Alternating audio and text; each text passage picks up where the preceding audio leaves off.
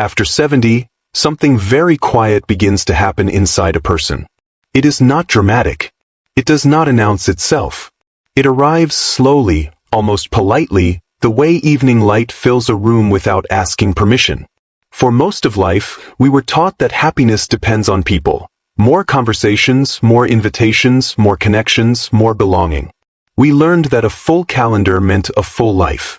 And so even after retirement, many people still carry the same expectation. Stay social, stay active, stay surrounded, or else something must be wrong. But many older adults notice a strange contradiction. They attend gatherings and feel tired afterward, not energized. They meet people they have known for years yet feel strangely distant. They sit in a quiet room alone and instead of loneliness, they feel relief. Then comes the guilt. A thought appears. Why am I more comfortable alone than with others? Am I becoming cold? Am I withdrawing? Did I lose the ability to connect?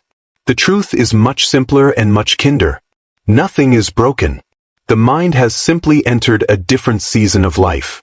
For decades, relationships were built around necessity. School placed us among peers. Work placed us among colleagues. Parenthood placed us among families. Proximity created familiarity, and familiarity often felt like closeness. We spoke every day, solved problems together, complained about schedules, shared meals during breaks, celebrated milestones. Over time, these repeated interactions formed what looked like deep friendships. And many of them were meaningful in their own way. They helped us survive demanding years. Yet when retirement arrives, something curious happens.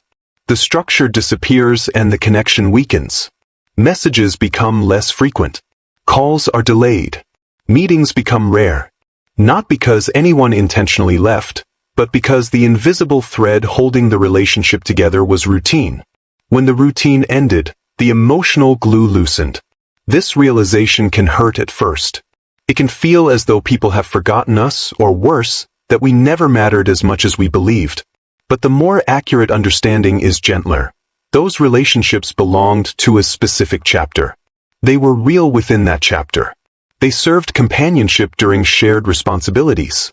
And when the responsibilities ended, the relationships completed their role. In youth and middle age, life demands outward attention. You must cooperate, negotiate, maintain harmony, and preserve opportunity.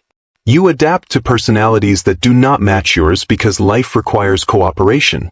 Energy is abundant enough to tolerate friction. Small irritations are dismissed because the benefits of staying connected are practical and immediate. After 70, the brain quietly reorganizes priorities. Time feels more valuable than approval. Calm becomes more attractive than stimulation. Patience for meaningless conversation shrinks, not from arrogance but from clarity. You begin noticing how often discussions repeat, how often people speak without listening, how often interaction is maintained out of habit rather than care. What once felt normal begins to feel heavy. This shift surprises many people because society rarely talks about it honestly. We continue repeating the same advice given to younger generations. Keep expanding your social circle, stay busy, stay engaged. Yet older adults are not younger adults with more years. The mind is seeking a different kind of nourishment. Instead of excitement, it seeks steadiness. Instead of novelty, it seeks authenticity. Instead of approval, it seeks rest. You may notice that long conversations now feel exhausting while short, sincere exchanges feel satisfying. You may find yourself declining invitations you would have accepted automatically years ago. You may prefer a quiet morning routine over a noisy afternoon gathering. None of this signals sadness. It signals refinement. For most of life, social behavior was partly performance. At work you adjusted tone depending on hierarchy. With acquaintances you laughed at stories you had already heard many times. In groups you avoided uncomfortable honesty to keep peace. This is not hypocrisy. It is a social skill necessary for cooperation. But after retirement, the need for performance disappears. There is no promotion to gain, no reputation to protect, no strategic alliance to maintain. You finally have permission to stop editing yourself. And with that freedom comes an unexpected discovery. Many interactions existed only because they had a purpose. Without that purpose, they feel strangely empty. Some people fear this realization and immediately try to replace it. They join multiple clubs, schedule weekly gatherings, fill every afternoon, hoping activity will recreate the old sense of belonging. Sometimes it works for a while, but often they return home feeling curiously drained. Not unhappy exactly, just depleted, as though energy was spent but not replenished. What they are experiencing is not antisocial behavior. It is selective energy allocation. The mind has become protective of peace. In earlier decades, loneliness meant absence of company. In later decades, loneliness changes meaning. You can sit in a crowded room and feel invisible. You can participate in a long conversation yet feel no emotional contact. The real discomfort comes not from being alone but from being unseen. When interactions no longer provide understanding, silence becomes kinder than chatter. Many older adults slowly recognize a simple truth. A peaceful afternoon alone often feels better than a busy afternoon with mismatched company. They hesitate to admit it because it contradicts everything they were taught about aging. The common message warns that isolation harms well-being, so they assume their preference for solitude is dangerous. But solitude and isolation are not the same experience. Isolation is forced separation accompanied by pain. Solitude is chosen quiet accompanied by ease. After 70, the emotional threshold changes. You become less willing to tolerate conversations filled with complaint, comparison, or unnecessary tension. You notice how certain people leave you unsettled for hours afterward. You begin to ask a question you never asked before. Is this interaction worth the energy it consumes? This question is not selfish. It is wisdom shaped by time.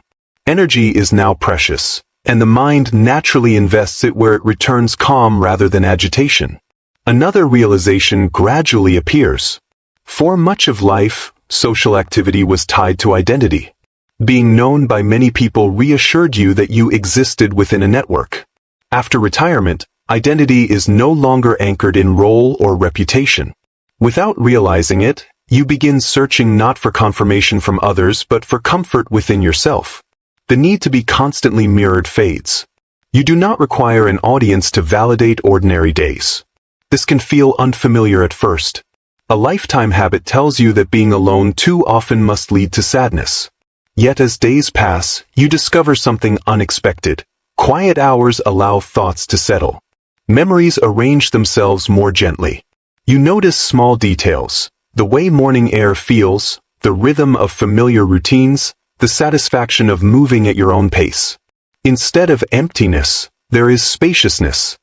Many retirees initially resist this change because they believe they must maintain every friendship to prove loyalty.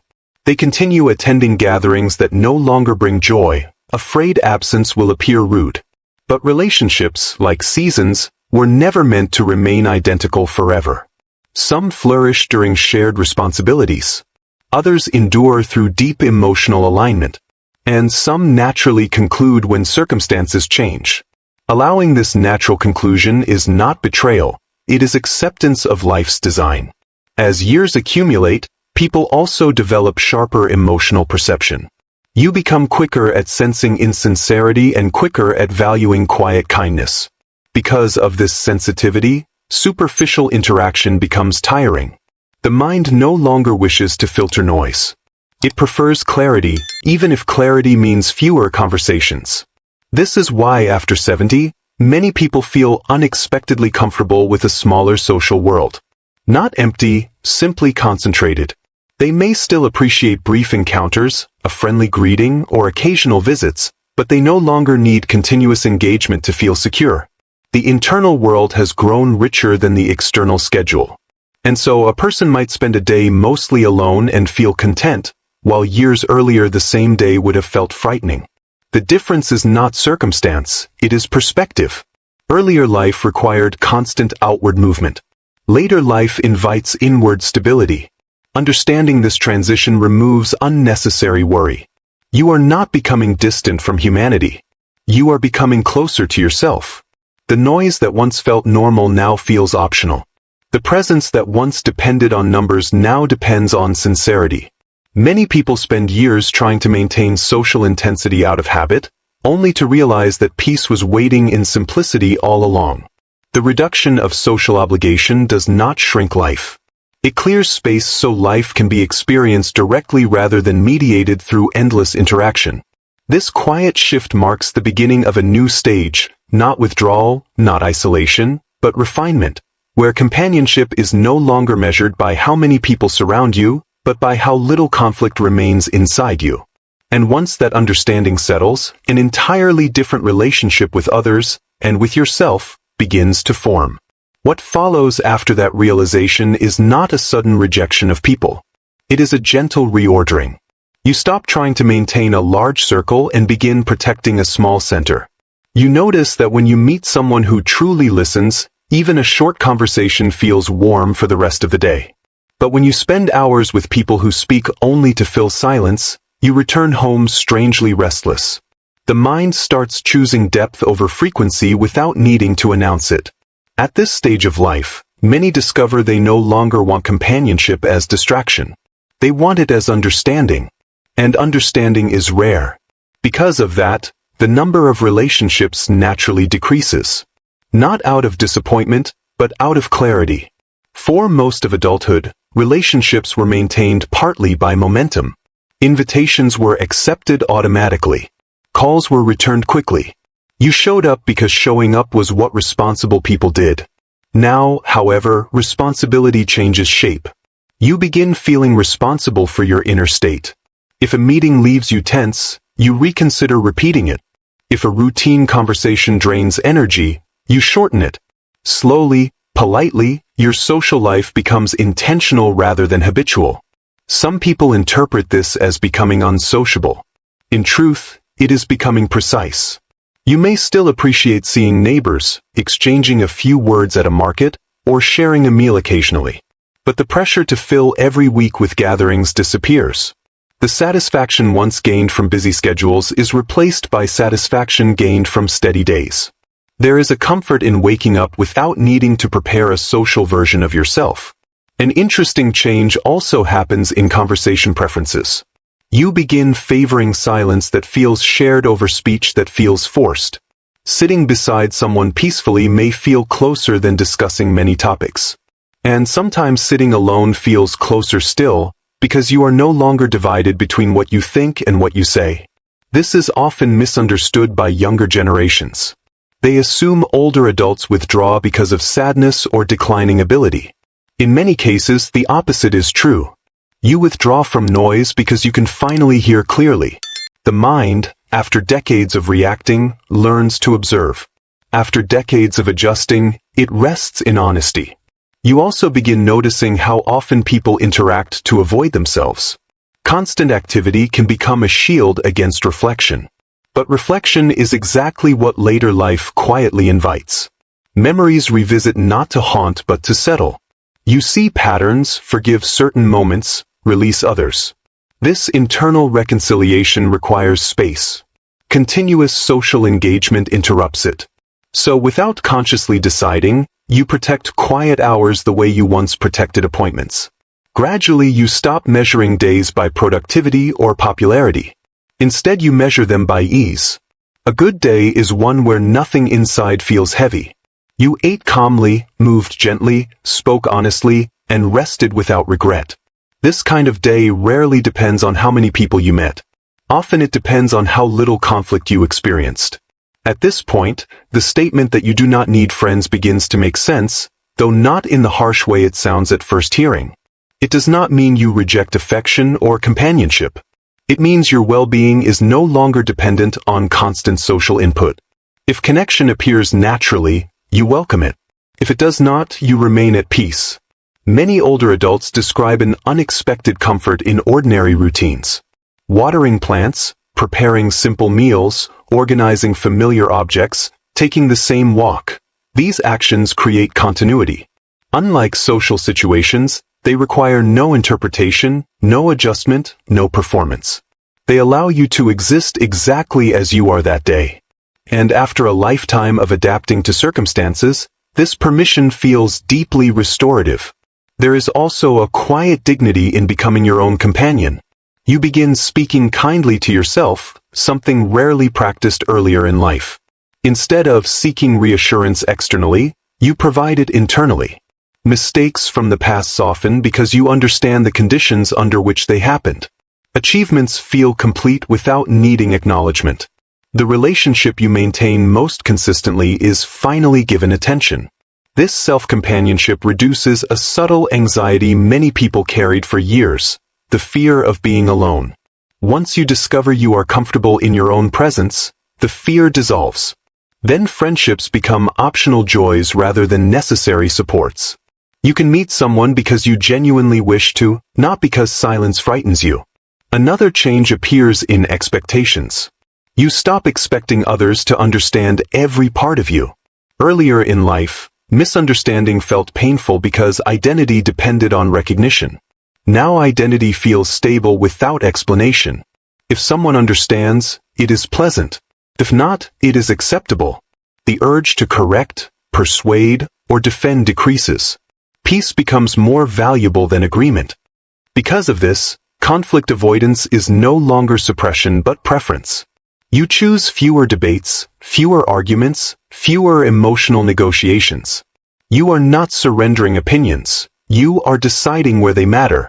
Many disagreements lose importance when time itself feels precious. Family relationships also become simpler. Instead of trying to shape others, you observe them with patience. You offer advice only when invited. You accept generational differences without urgency to resolve them. The emotional distance that once felt neglect now feels like space for everyone to live honestly. Affection becomes quieter but more stable. Some worry that living this way leads to isolation. Yet isolation is marked by longing. What many older adults experience instead is sufficiency. They may enjoy visits but do not depend on them. They appreciate conversation but do not crave it constantly. The difference lies in emotional independence. You may notice that the happiest individuals in later life often have modest social circles. They greet people warmly yet return comfortably to their routines. Their mood does not fluctuate with invitations. They carry a steady atmosphere with them. This steadiness comes from not outsourcing their peace. There is also freedom in letting certain relationships gently fade. Maintaining every connection indefinitely requires energy that could be used for presence. When you allow some ties to rest, the remaining ones breathe easier. Interactions become sincere because they are chosen, not obligated. With time, even the idea of counting friends becomes irrelevant. You no longer think in numbers. You think in harmony. A brief, meaningful conversation once a week may feel abundant. A daily superficial exchange may feel excessive. The measure has changed from quantity to resonance. The later years of life quietly teach that belonging is less about being surrounded and more about being settled. You belong wherever you are at ease. A small room, a familiar chair, a quiet path. From that ease, any relationship you keep becomes clearer and kinder, because it is no longer burdened by expectation. Eventually you understand that retirement was never meant to be a replacement for the busy years before it. It is a different landscape entirely. Earlier life expanded outward. This period gathers inward. Earlier life accumulated experiences. This period absorbs them. And in this absorption, the need for constant company naturally softens. So when someone after 70 says they feel fine spending much of their time alone, it is not a confession of emptiness. It is often a sign of completion. The search for noise has ended. The appreciation for quiet has begun. You still care about people. You still wish them well. You may still share laughter and stories. But your happiness no longer depends on maintaining a crowd around you. Instead, it rests on a stable inner ground that does not disappear when the room becomes silent. In the end, the statement that you do not need any friends at all is less about others and more about freedom. Freedom from pressure to perform companionship, freedom from fear of solitude, freedom from confusing activity with meaning. From that freedom, the relationships that remain become lighter and more genuine. And sometimes the deepest comfort arrives on an ordinary afternoon, when nothing special happens and no one calls, Yet you feel completely accompanied, not by the absence of people, but by the presence of a mind finally at rest.